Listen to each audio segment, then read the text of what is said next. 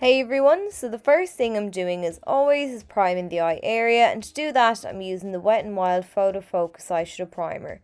This step is so vital and it literally takes 10 seconds, so you want to coat the eye area with some primer just to ensure that your shadows adhere to the eyes so that they blend nice and smoothly and last all day long without creasing or fading. Next then, I'm taking this bronzer from Wet n Wild, and you may be wondering why I'm doing this, but I'm going to start working this all over the eye area, and I'm starting in the crease, just using back and forward wriggling motions and circular motions to blend it out, and then I'll start working down onto the lid area.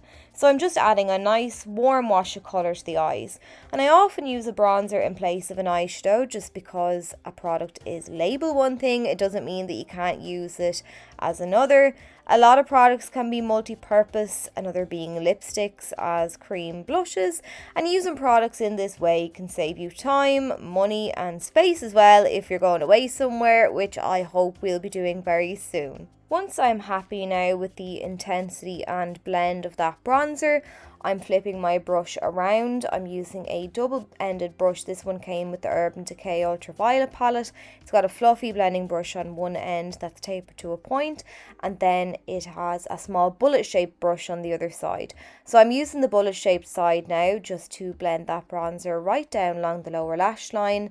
I'm using the small dense side first to apply the shadow, then I'm going to flip it back around using the tapered side just to fade out and soften the edges.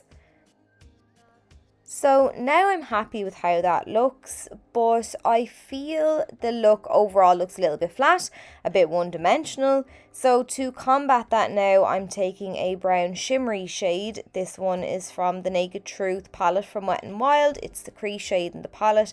It's brown, it has a little gold shimmery flecks in it, and I'm using a flat C-shaped brush just to sweep this onto the center of the lid. So I'm just then adding another layer of that shimmery golden brown.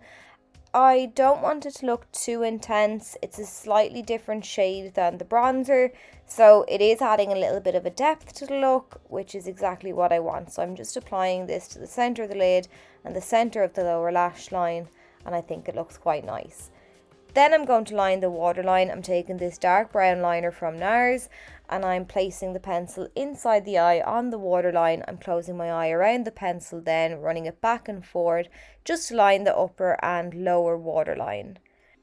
For lashes today, I've gone with the number 17 style, the light volume lashes from Eyelure, and I would usually stamp a bit of black eyeshadow along my upper lash line to help conceal the band of lashes, but I find that if you use a black glue, it acts as a liner in that it's nice and dark and covers along that area.